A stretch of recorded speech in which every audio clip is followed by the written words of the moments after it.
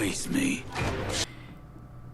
Hey everybody, welcome to another video here. This is going to be a guide for Genichiro in Sekiro Shadows Die Twice.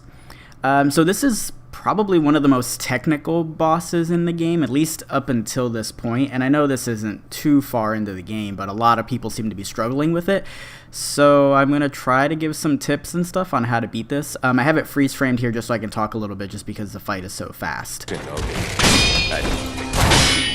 So Genichiro is a really aggressive enemy, and he's always going to be attacking you. That's sort of his shtick.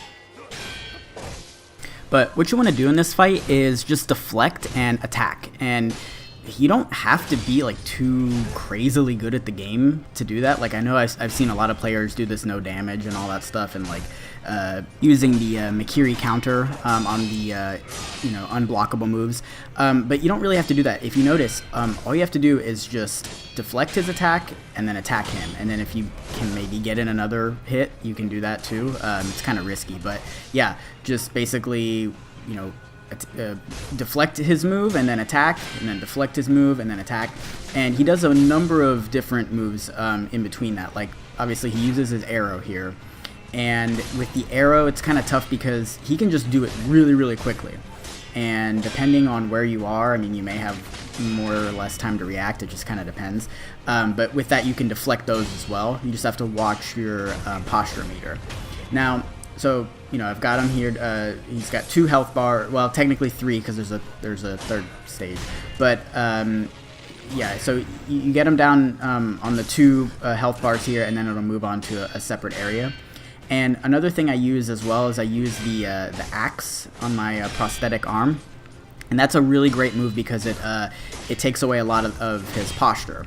And oh, right there. Okay, so he jumped up in the air, and you have a little bit of notice when you see that he's going to jump up in the air. So what you want to do for that is just like dodge out of the way, back up, anything, and then keep in mind that he'll do an unblockable move after that. You can see the Japanese sign comes up, the red Japanese sign, right there. Yeah, and so you want to jump away from that. So basically, just to recap that, as soon as you see him jump up in the air for that move, dodge out of the way, and then if you can get a hit in, do it, but it's really risky. So a lot of times I would just jump back just because I knew that he was going to do that unblockable move. So if you noticed, yeah, I died. I'm not great at this game, but that's okay.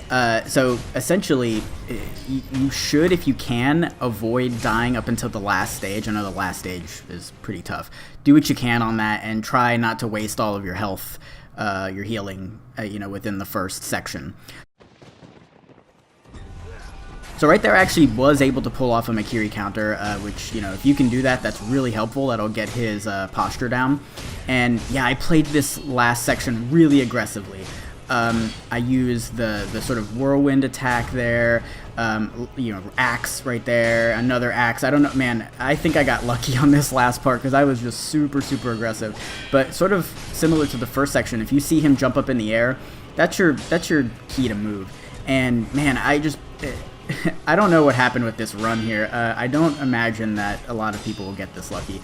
But yeah, I sort of just attacked him when the Mikiri, when you should be Mikiri countering him, and I don't know. I was just really aggressive on this last portion.